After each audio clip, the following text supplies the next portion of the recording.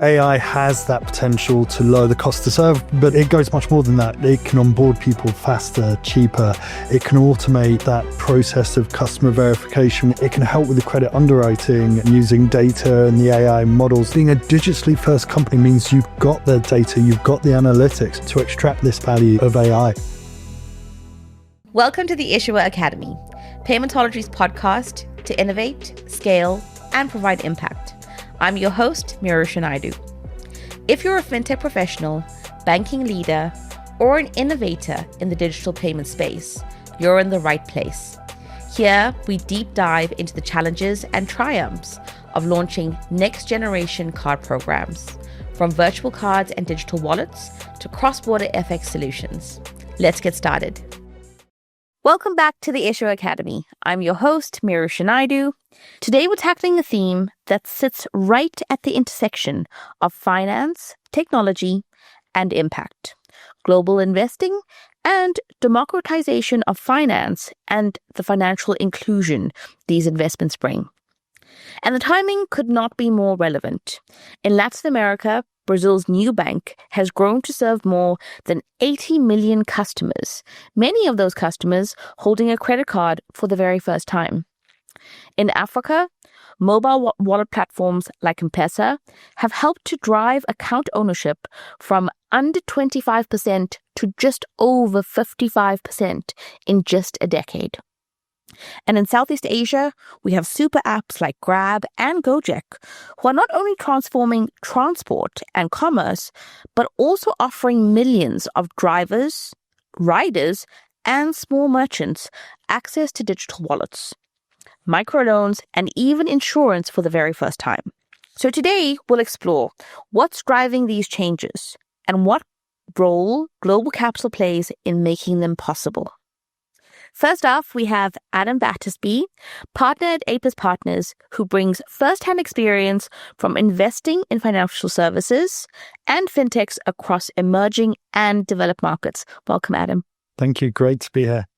Next up, we have Joy Macknight, a leading journalist and commentator on the global banking industry, who's been covering these shifts for years. Welcome, Joy. Thank you so much for inviting me, Merusha. Perfect. So let's dive right in. Let's look at the human side of inclusion.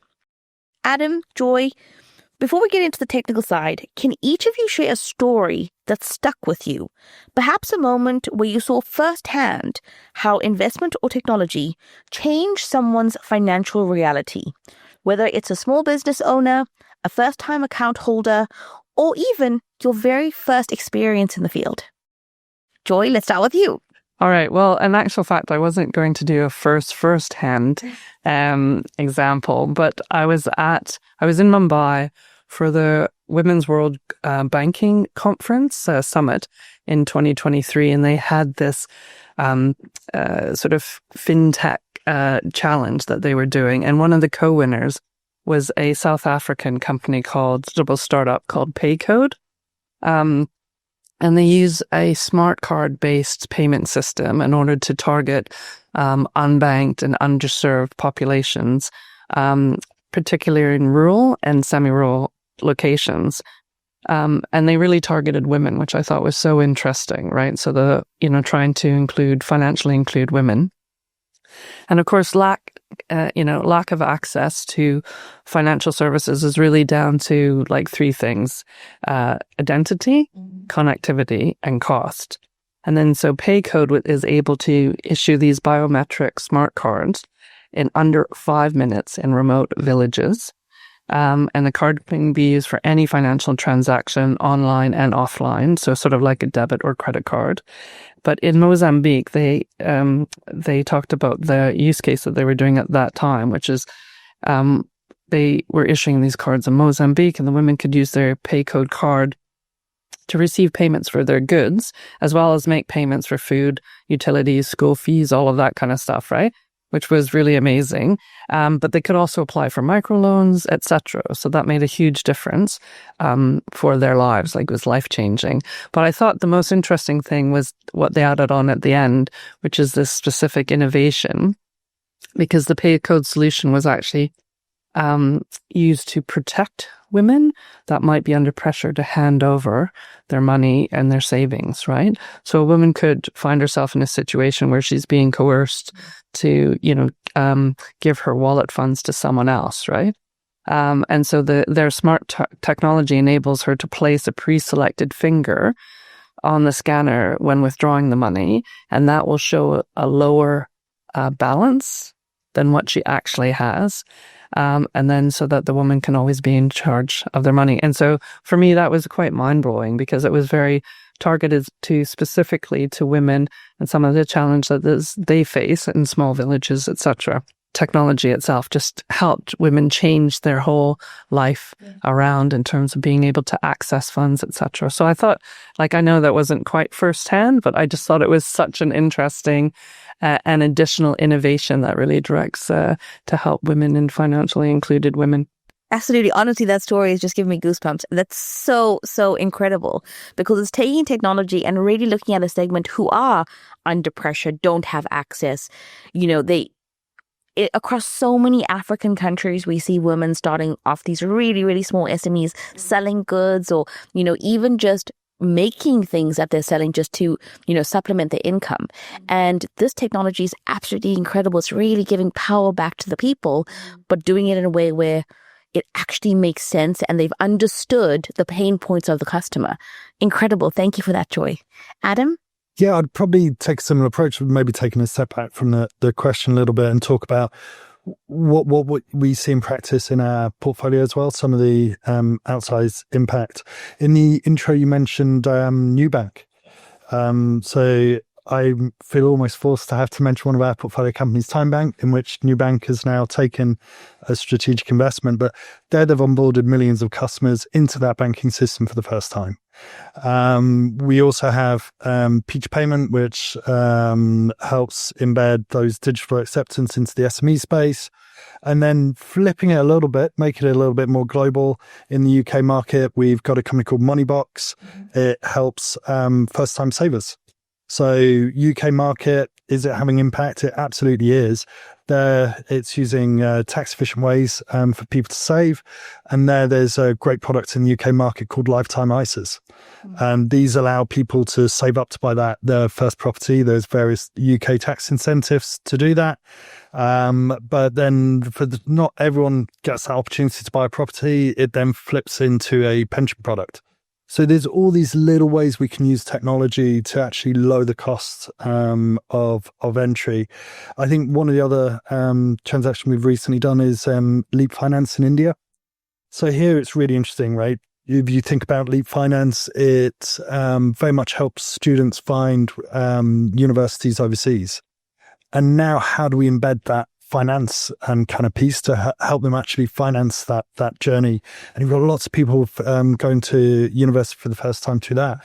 So there's actually lots of different ways to create impact. And I just felt that was quite an interesting sample. We've gone from SME, we've gone to students, to first-time house buyers, and also that first entry into the banking system. You're covering so many different demographics, which I think which is so exciting because the nature of customers has changed. That profile of customers now is so diverse.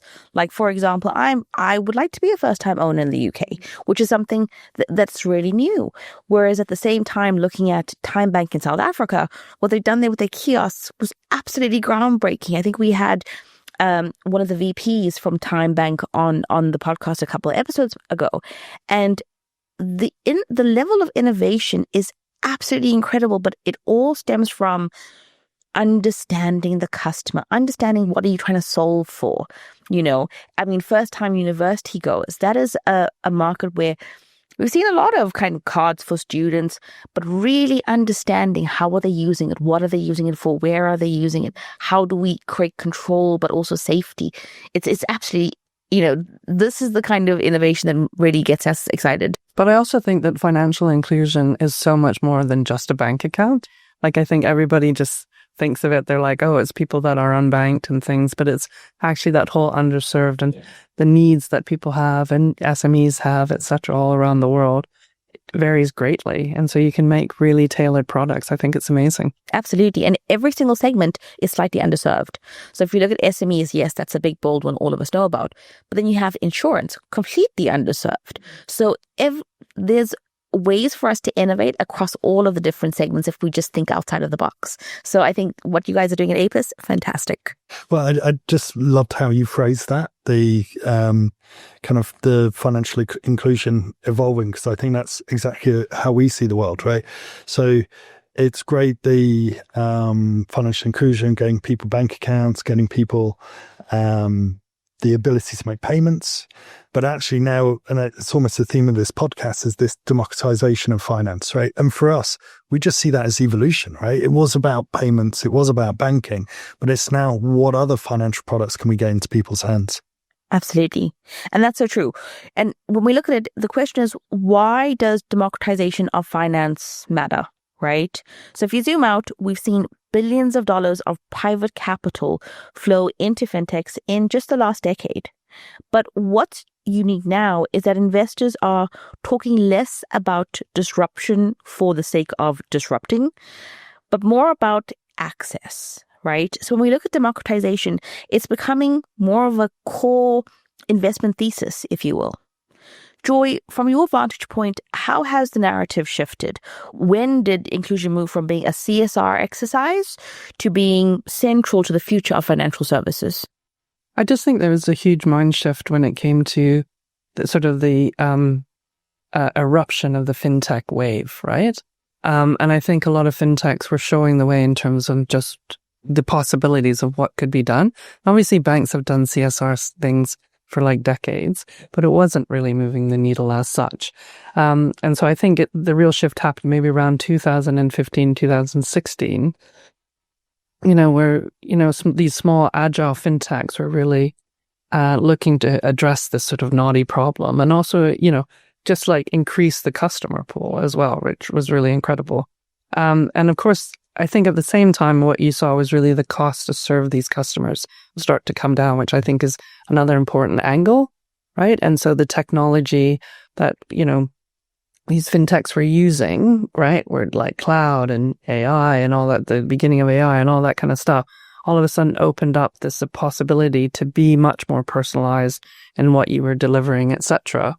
I also wanted to bring in the Sustainable Development Goals, right? Because I think that was another big push, because then all of a sudden the governments were like thinking about it. And you think about the 17 goals, almost half are directly or indirectly linked to financial inclusion. I would say much more than that. Because I was looking it up and I was like, financial inclusion could touch almost every single one of them. But all of a sudden it became a big government focus. You saw lots of money invested by the governments, but by VCs, impact investors, etc., to solve this problem. Obviously, all of this predates COVID, but in actual fact, COVID really, turbocharged it. And you saw, everything changing very quickly.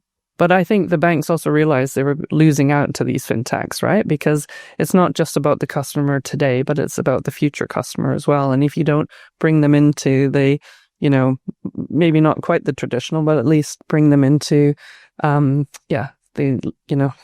framework of traditional finance, etc., then you're missing out actually on the future customers as well. Obviously, it took the banks quite a lot of time because they're a bit slower to implement this new technology, but obviously they're ramping up. And then again, there's been a lot of collaboration between fintechs and banks, etc. So fundamentally, I think, the banks have realized that this is the future of financial services, and, just serving, a very set group, whether that's the, people that aren't financially excluded on the one hand, but also the big corporations, etc. Like the SMEs are really in desperate need of decent financial services. And I think the banks have realized that, again, they've excluded a huge swathe of the population that could be their customers. Yeah, absolutely. And when you look at it, traditional banks were quite bullish, where they kind of said, okay, this is a segment that we're serving, and okay, the cost of acquisition is, reasonable, we're making enough money, great. Then all of a sudden, these disruptors came in, they were like, hold on, we actually need to think twice. And I mean, there was a study, 75% of SMEs are underserved, right? And the fact that in this day and age, that is the percentage is crazy. So I think that's one of the things that I love about fintechs is they're really helping to drive banks into thinking differently. And that's what we all need to do, right? Really just think differently about why these things matter. Adam, I want to come to you. At APIS, you said your mandate is about both growth and impact. When you talk about democratizing finance, what does it actually mean in practice for companies you back? When we take that step back, I'll pick up a few of the comments that you made. That technology layer is actually really, really important. That's that transformational change in cost, right? So the companies we back typically are digitally first companies, because when you've lowered that cost to serve, you can actually serve a much broader subset. And I think the other kind of big thematic piece maybe to highlight that is pretty consistent and one that I think we first wrote about over 10 years ago is the embedding of those financial products and how there's actually interplay between this democratization of finance theme and the embedding finance theme. If you embed the finance in pre-existing workflows, you actually bring it closer to the customer. And so these allow you to lower the cost because you've lowered that customer acquisition cost that you were just referencing for the incumbent banks to almost zero because it's naturally there. And again, we've lowered the cost again, which means we can offer more products to more customers. So I kind of find it interesting that all these different themes actually interplay, and that democratization of finance theme is actually a wrapper for much, much broader ones. And again, I'd probably just feed it back into how broad this impact is. We've spoken a lot about payments. We've spoken a bit about banking, but it's the lending side of it. It's the insurance side. It's the wealth, and every single one of these is impacting millions of people. It's people's actual daily lives, but that drawing in of the embedding of finance theme. So when you're making that purchase decision, is the finance available there? When you're considering the insurance, what breadth of product are you being offered? These are all the levers where actually you start seeing the commercial aspect matching that impact aspect as well. Yeah, and I think that's a really, really important point because the two go together. And I think that's what is so interesting to say to any financial institution now is to say, look, if you offer the right products for the customer, the revenue, the profit will come, right? Because we already know it's underserved. 67% of, let's take Africa as an example, is underserved, right? Customers have no choice, right? But if you offer a really good solution, which meets the needs of the customer, answers a couple of pain points, but also is not, it doesn't have a crazy cost associated, customers will gravitate towards it. It's what we've seen with M-Pesa. We were talking about Orange earlier. They really understood what their customers' needs were, and they invested in the right areas. And so, you're absolutely right. It's about bringing the two together. And actually, a really interesting point on that one is you're actually increasing the addressable market. You've made that market bigger now because we've lowered the cost. We've included a whole load more people into that space. You can actually have a high growth business or business line within that large incumbent. So again, everything starts matching back together. And I think that's our philosophical position almost on this, right? Is we call it returns with responsibility. And it's this concept that there is no trade-off. The impact and the commercial piece are not two separate things to consider at all. A well-run business targeted in the right way, it's a great side product to these impact benefits. Yeah. So I want to take a little bit of a deeper dive into the regional perspective, right? So let's look at the Middle East, Latin America, Asia Pacific, UK and Europe. Of course, democratization of finance looks very different depending on where you are. In some regions, it's about giving someone their very first bank account. In others, it's about lowering costs, like you just said, expanding choice, or making financial services fairer and more transparent, right? Adam, you've invested across MENA, LATAM, APAC, Africa, Europe. How do you see the drivers of inclusion and democratization differing across these regions? And where is global capital having the most impact? Well, first, I'm going to be a little bit controversial to the question. I'd say the way we actually look at this space is quite interesting because we take a global view. So as you mentioned, our footprint, we've teams in London, Dubai and Singapore are kind of three main hubs, but we actually run a single pipeline. And that's quite interesting, right? So we join a single call. We get to understand actually how the markets are developing, what the investment themes are.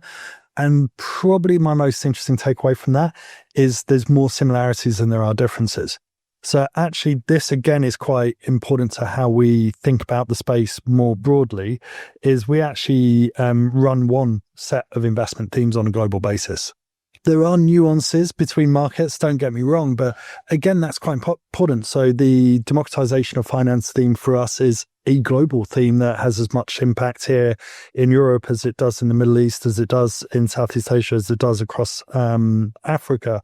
And the embedded finance theme that we've actively invested in for the last kind of 10 or so years, again, we see that in every single market we operate from. I do think it's fair to say that there are differences. You know, these markets do start from very different positions.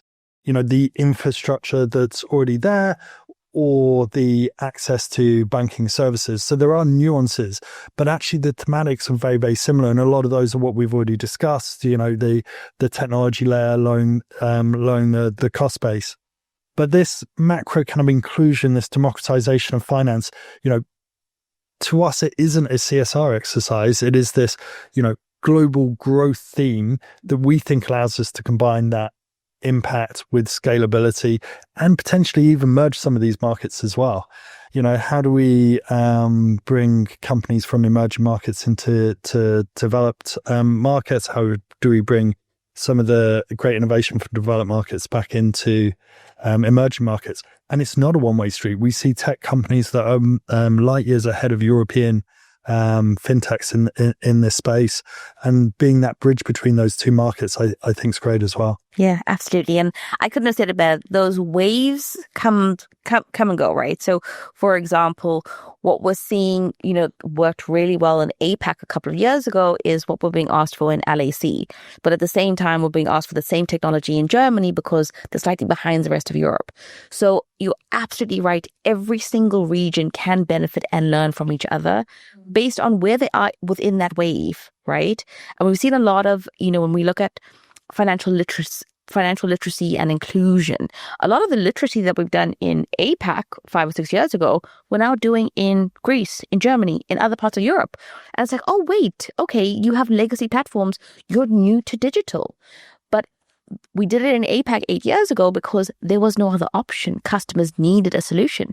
So you're absolutely spot on. That's a great example of that kind of reverse innovation coming across and back into Europe. I think it's super interesting. Yeah. And you know, one more piece to mention, this kind of globalization actually in action. One of our portfolio companies, Coda, and we worked alongside to acquire a business in Europe called Recharge. So this is the digitization of payments in macro. One does e-gaming, the other does prepaid cards. You can kind of see how the footprint of customers would be very complementary. The geographies are very complementary. One very dominant across Southeast Asia, the other very dominant across Europe and growing into the US, combining those two businesses to build that real global competitor in that space. The theme's the same, the users are the same, the demands are the same, the technology at the back end is fundamentally the same. Absolutely. We're seeing a lot of that as well, where lots of different companies saying, okay, we started off in the Middle East, but now we want to expand into the US. We want to expand into Europe. We want to maybe look at Singapore. And they look for markets where the actual, like you said, the pain points and needs are the same. And so those can easily be transported to any region globally. But I do think it depends on the regulatory environment, obviously, right? So I think that is the pain point everybody faces. But I do think it's been a very interesting journey for the regulators as well, because I just think about, so the FCA, you know, started up its regulatory sandbox, etc. Then Singapore Monetary Authority of Singapore did that. Then that was like all of a sudden they're also at that level, at that global level, starting to interact much more. And I just think that about it in terms of like open banking, for example, right? Again, the UK came out first and Europe not far behind, but then it just spread across the globe. But I love it the way, let's say in Brazil, right? They actually tied sort of open banking with control, with consumer control over their data, etc. So there was much more data protection, which I think also, I think they learned from the mistakes that were made previously, right? And stuff, and then could see how those two link together and then could scale quite quickly once you have that. So I think it's a very interesting time. I think the regulators are sort of talking more than they ever have before. So it's a positive thing, but regulation is still the bugbear. Absolutely. And I think you're right. Regulators are definitely learning from each other, because now we're seeing similar sandboxes come up in the UAE and Saudi, and they're replicating what was done in Singapore and in the US. But we still see regulators being a challenge, right? They're more open. They are getting more transparent, right? Where we really struggle in understanding is where regulators haven't caught up with the technology. And so because there is no regulation, it's kind of like, oh, we're not there yet. You got to wait. And so that can sometimes hinder the technology, or, the needs of customers are not met because we just can't service them yet. But I think about that cloud technology, right? For so long, banks weren't allowed to go near it for love nor money. And then all of a sudden it switched. And so that is huge. And I think data residency is still quite a big issue in a number of different markets. Middle East, for example, definitely. So there's still a lot to be done, I'd say. Yeah. A lot for us all to do. And we're actually seeing data residency in some markets which used to be opened. Yeah. And I was like, oh, wait, we need to close it up. And so I was like, oh. I think to your point really about, regulators staying abreast of technology. But I just think it's it's so difficult, right? I think the MAS does it very well. Singapore does it very well, because they pretty much make everyone get in the room, right? And they really discuss it, right? Whereas other countries don't have that luxury really to do that. But I think, I would say it's very, very difficult to stay and to really understand what kind of impact different technologies are going to have. So I think the regulators struggle, but they're really trying to upskill themselves. So that's a positive, right? Absolutely. And Joy, I'm keen to understand from your reporting, is there one example that really stands out? Something can be super successful when it has the backing of the government and all the players, right? So that's massive. So I think about India, right? Which is, has done a pretty amazing job. More than 1 billion people, its financial inclusion strategy started with Aadhaar, right? Which is the India's biometric identity system, which was launched in 2010, so 15 years ago. And it has this national ID database, which allows, KYC, know your customer, to be done in minutes, right? So that was a real game changer. But then, and it was interesting because I did this interview with the Infosys chairman, Nandan Nilekani, who worked on Aadhaar, and really about the acceleration of financial inclusion using digital technology. It was a fascinating interview, actually. But then Aadhaar was the basis also for the India Stack, right? Which comes back to the whole technology piece to it. So the country's digital public infrastructure. And now a lot of other countries are looking how to replicate it in many ways. So it had digital ID, which is Aadhaar. It had real-time payment system, Unified Payments Interface, UPI, and it also had the open banking framework called Account Aggregator, based on principles of data empowerment to allow individuals and businesses to share data and access credit. So I think that's amazing. And again, I was in Mumbai for this World Women's Banking Summit, and I met Rajesh Bansal, who's CEO of the Reserve Bank of India Innovation Hub, which was set up maybe about 4 or 5 years ago. And he was also a founding member of Aadhaar and played a key role in creating India Stack.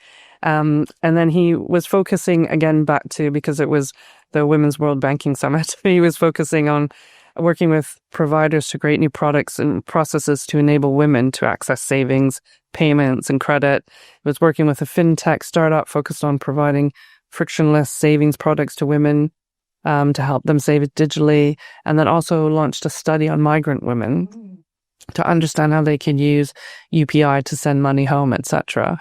So I think, it's this coming together of this whole system. And I think that digital identity is a huge part of that, but it's the coming together of it all, right? And then again, allowing the innovation to really happen on top of that. So you need that policy innovation on one hand, but then you also need to let it out to the market and allow innovation to happening. But it's so interesting because that RBI Innovation Hub, they're working with regulators, with governments.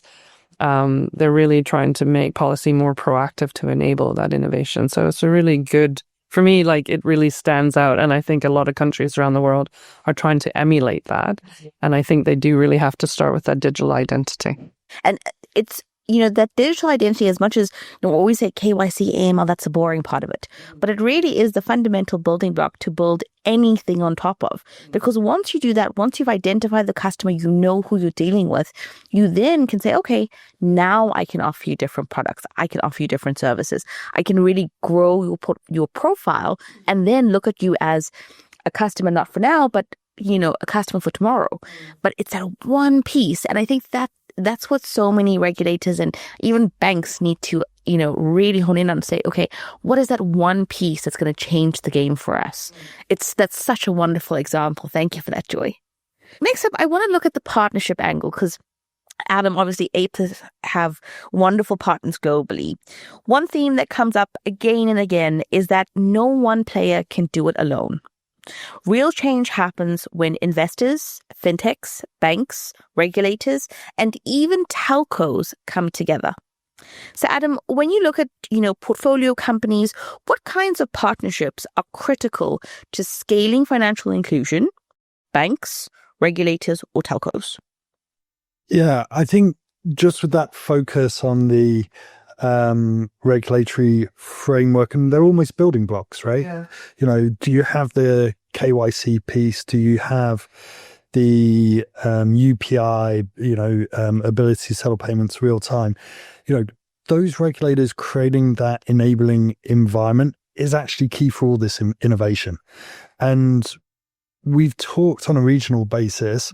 The reality is it's much more complicated mosaic on a country level, especially from that regulatory perspective. So I don't think you can talk partnership within financial services without that nod to the regulator of having that as a kind of foundational piece. My background before I was at APIS, I was actually at Bank of America, running their principal investments there. So I've been on that bank side, and I actually think banks have a very important role, even within the fintech kind of ecosystem. They actually provide infrastructure at scale, which is super interesting. They provide that trust environment. They can provide that compliance environment. So some of the most successful fintechs actually have these really deep relationships with the guys there, in the old sense would have been disrupting. I think we're all moving away from that. I'm not sure we ever fully bought into it at APIS anyway, of, innovation, digitalization is what we're pushing, not necessarily disruption. And so those are two kind of almost foundational legs of that partnership base. I think, again, just trying to wrap the conversation around, we've talked a lot about democratization and finance. I've talked a lot about embedded finance. Actually, when you look at this space of partnership and then you think of it with this embedded finance lens, it gets super interesting, because now we're not talking about those traditional members. We're not talking about the banks. We're not talking about the regulators. But now we can take the step back and say, should I be partnering with a payment processor, merchant acquirer? Actually, take another step back. Should I be partnering with a telco because they've got some amazing reaches in these regions? But actually take another step back again. Should I be partnering with someone that just has those client relationships? It's now we're embedding those financial products, that lending product, into maybe a travel decision, or the ability to bring these products close to that purchase decision.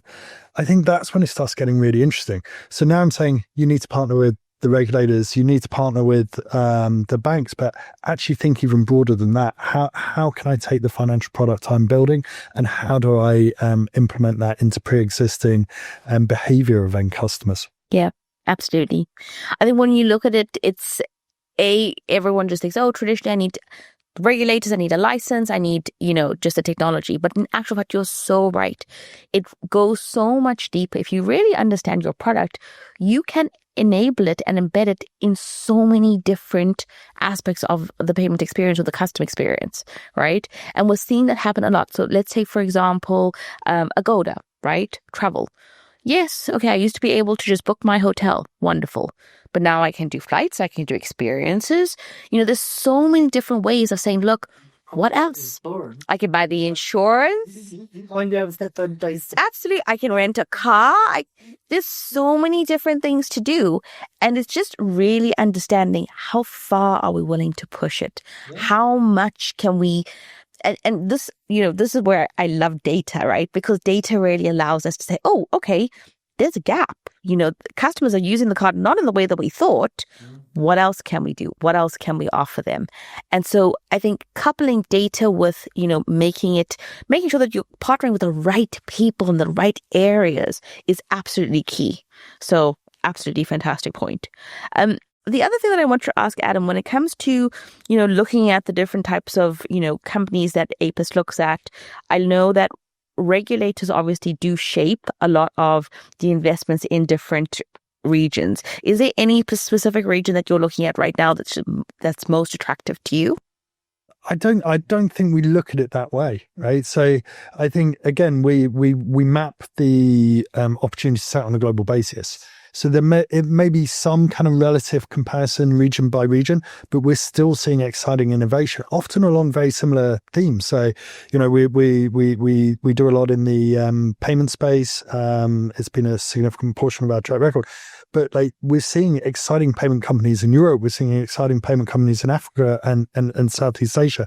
Same with that kind of wealth piece as well. The savings products and so on. That's not just a European opportunity. That is across the Middle East, that is across Southeast Asia. So I think we often struggle to spot those differences.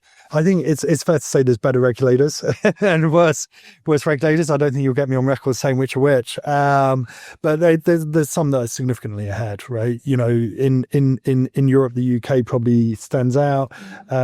When we talk about the Europe as a whole, you're actually talking about ECB, but then a very complex mesh of network of regulators underneath. There is coordination. It's great to see when it does happen. But you go out in Southeast Asia, you mentioned Singapore, great regulator, one with a great track record.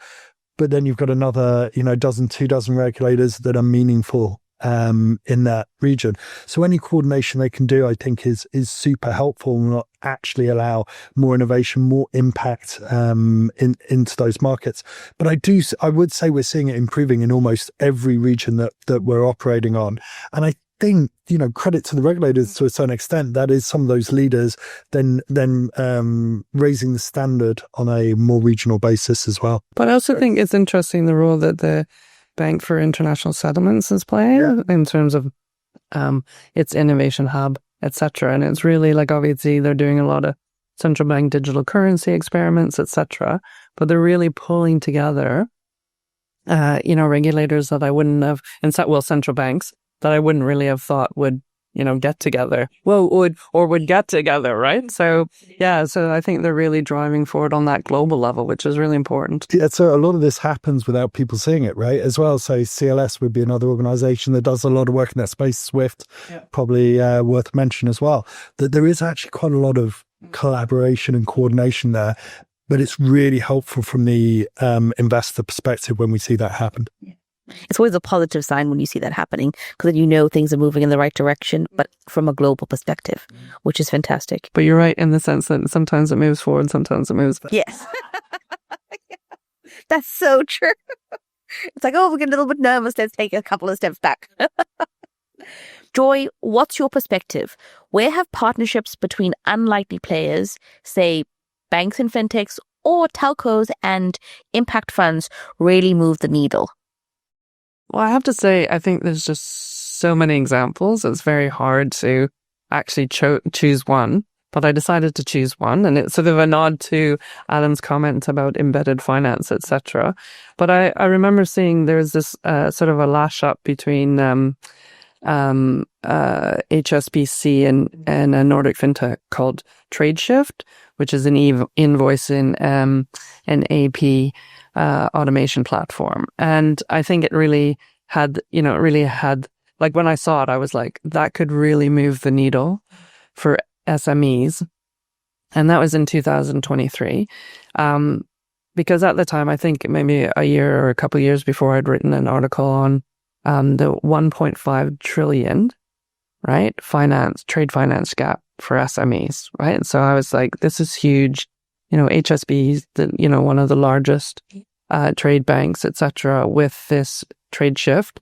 And I think I did interview Trade Shift in one of my TikTok videos. So at the banker, I did 5 years of TikTok videos, really trying to pull out all the fintechs and some of the interesting things they were doing. So to give banks who didn't have access, didn't have like a Barclays Rise or their own innovation center to see what these fintechs were doing, etc. So anyways, but like they were pulling together for this sort of a joint venture to support SME suppliers, and to build like a whole streamlining the process to access finance and simplify trade, right? Which I think is so important. But then I realized, because I was doing some research, and then in 2024, like October last year, they went on to jointly launch a jointly owned venture called Semfi by HSB, which is aims to deliver seamless embedded finance solutions to business clients, right? And again, I think this is going to really shift the needle.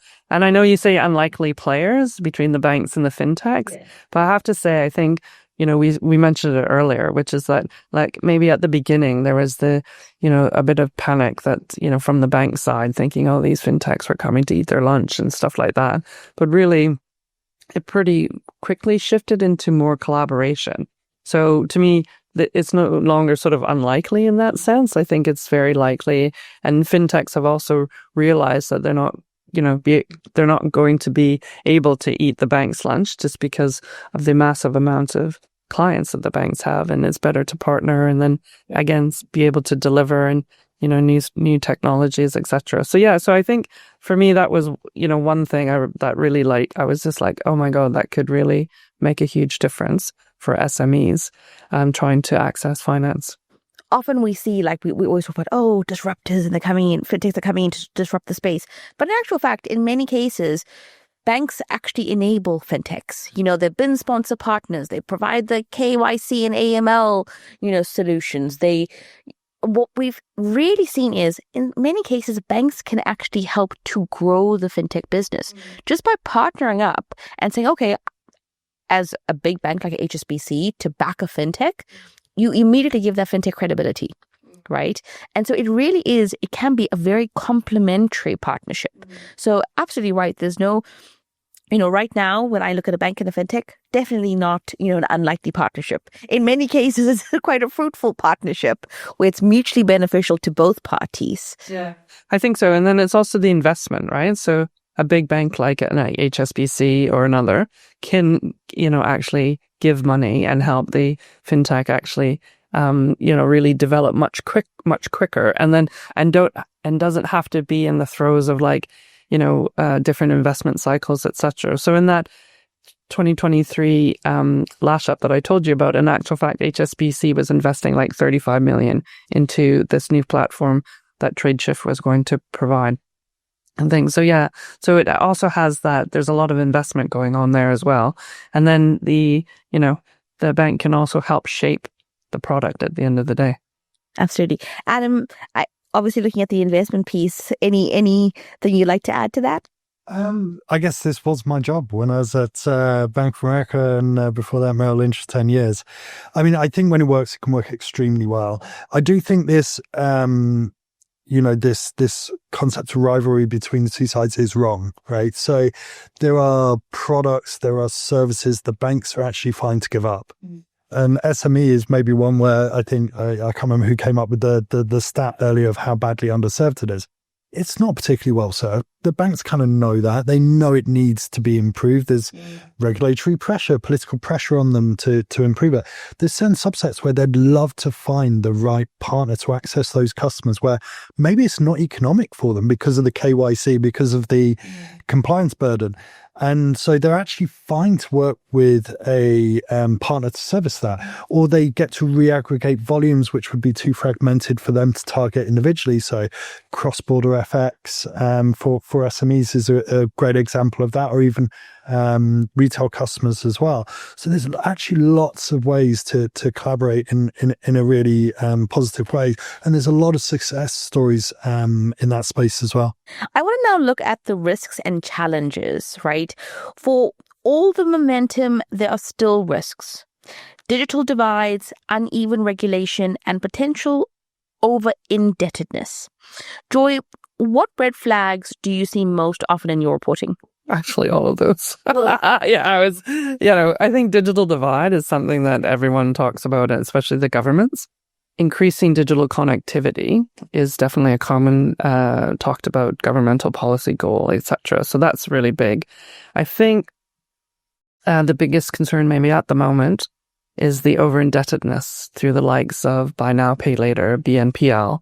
And I just think about, like, I was at Money 2020 in Amsterdam in June, Money 2020 Europe.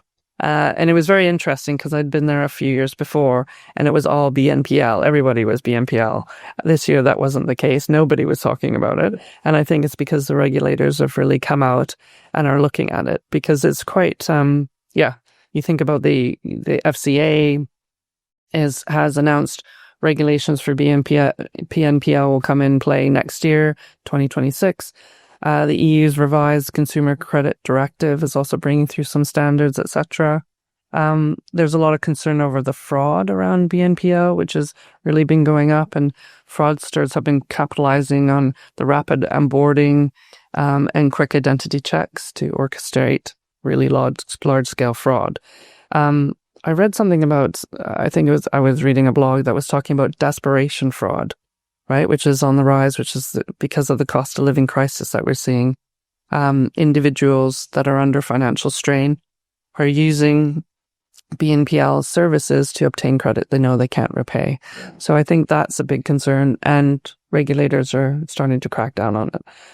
It was interesting, like a few years ago, again, tons of banks were going, oh, how can we get into the BNPL, arena? And some have already left. Yeah, now they're saying, hell no. How do we get out of it? Yes. Yeah, at least there's, much more cautious. Yeah. And I think you're absolutely right. When we look at the regulation about BNPL, it was the hot topic. 2 or 3 years ago, everybody wanted BNPL.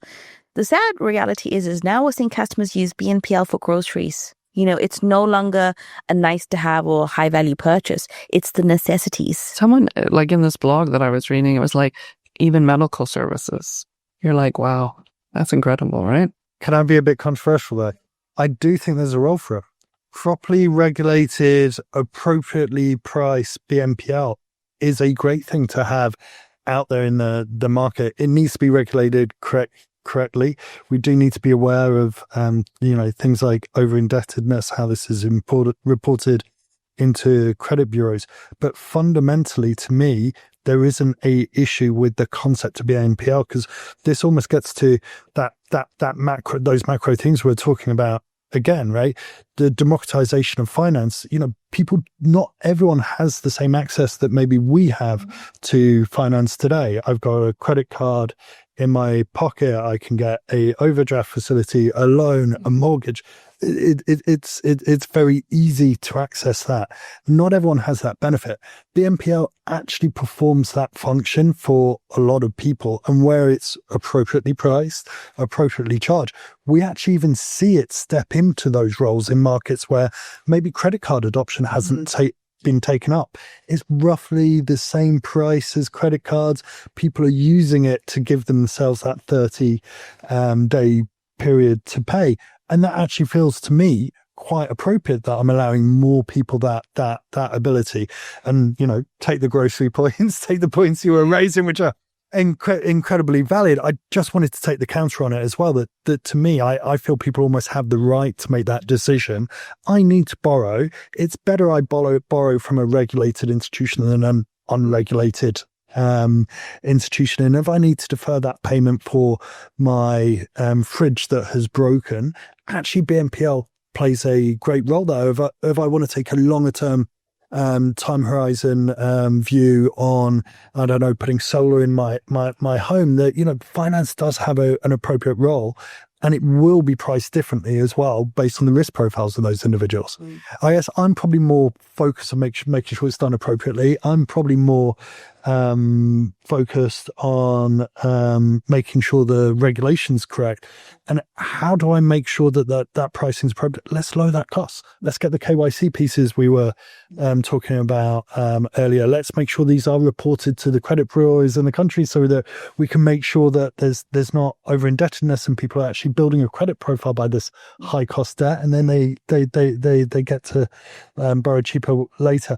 So there's a few things that on the surface can look like, just because it's termed BNPL, it's bad. There's bad operators. There's really bad operators in that space. And then there's much, much better operators in the space.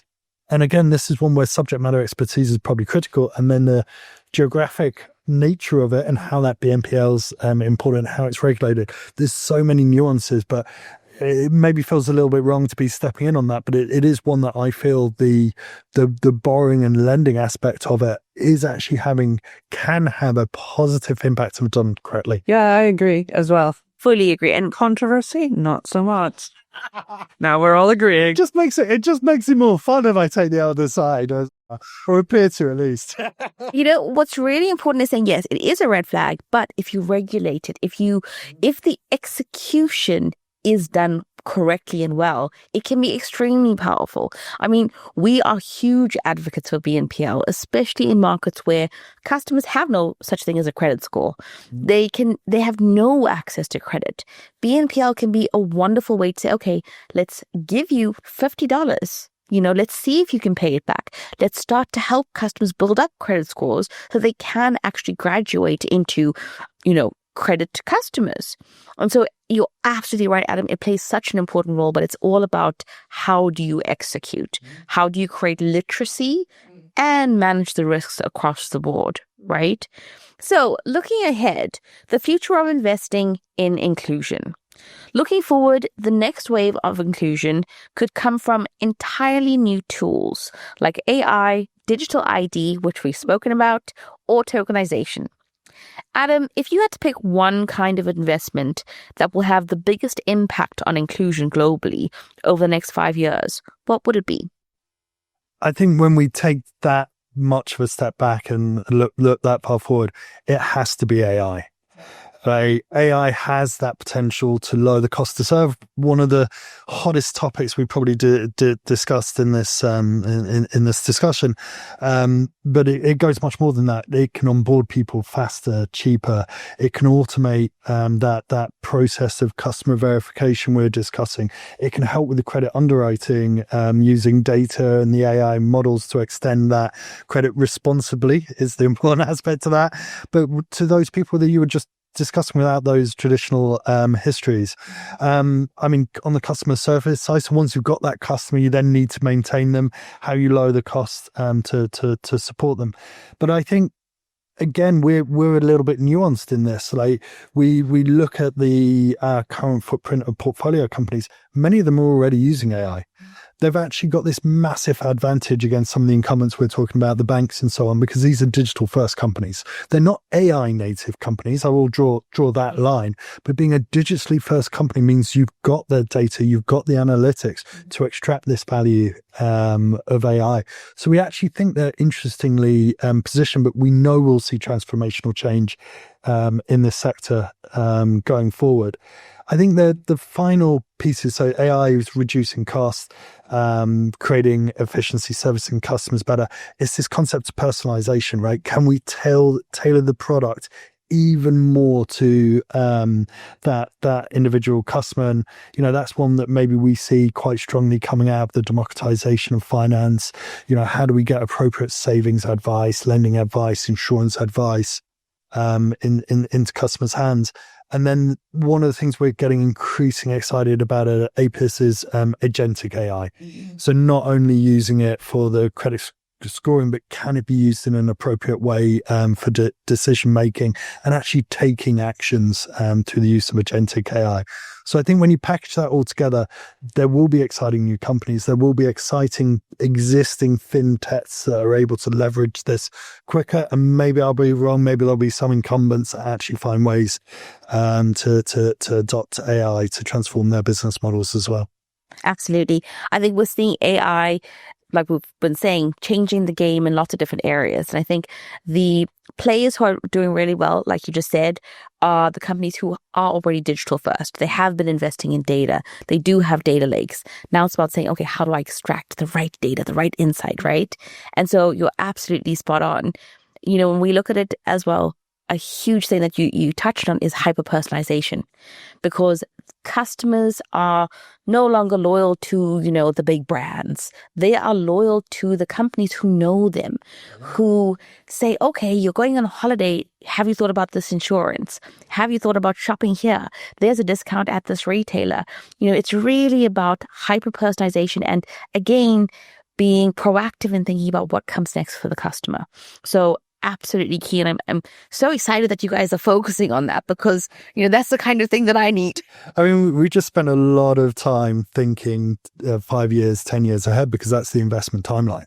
And we publish a lot of white papers, and it's really interesting how we pick these themes. Then we deploy the capital, and then we try and think, what's the next 5 years, 10 years ahead? Incredible. And Joy, same question for you. What trend or technology do you think will most deepen the democratization of finance?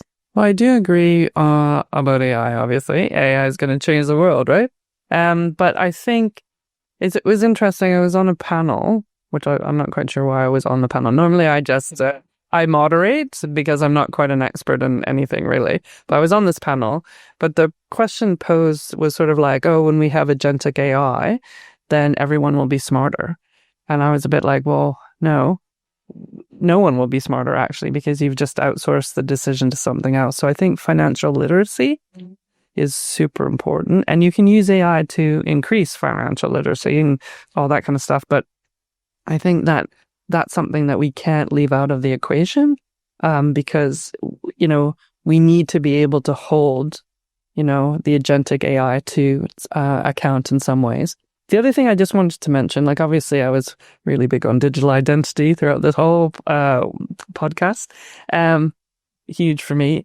But the other thing is open banking / finance. Like I do think that open banking obviously has gone a certain way in sort of starting to democratize finance across the board, etc. But I do think the idea that move to open finance, where you actually have all your financial health, you can actually ascertain everything. I think that will make a huge difference going forward. So I think, that would be my 2 cents on it. No, absolutely. I mean, giving customers a holistic view is so, so important, right? That is absolutely key. And, when you look at, yes, digital identity is extremely important, but also really just making sure that when you look at literacy, and financial literacy is it's one of the key things I think that drives us as a business, where we really focus on, emerging markets, is yes, we can, use AI, but use it in smart ways. So we have a customer, and what they're doing, obviously they're in South Africa, it's a new digital bank. And what they are doing is they're using AI to change the wording that they use in a text message to a customer. So if they know that the customer is slightly older, it'll be a longer message. It will be, more detailed, really, explaining it to the user. Whereas if it's, a younger, someone in their 20s or 30s, it's a very short, quick, this is what you need. Here's your OTP. And so they're using AI in a really smart way to just target the message correctly to the audience. And so it's all about doing it in a way that makes sense. It's not going to fix everything. It's really about using it in the smartest ways possible. So spot on. Thank you for that, Joy. And that brings us to the end of this episode of the Issuer Academy. We've explored how global investing isn't just about returns. It's about creating access, affordability, and opportunity across the globe. A huge thank you to my guests. Thank you, Adam and Joy, for your great insights. And thank you all for listening. So we'll catch you next time on the Issuer Academy.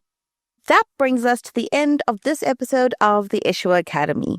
We've explored how global investing isn't just about returns.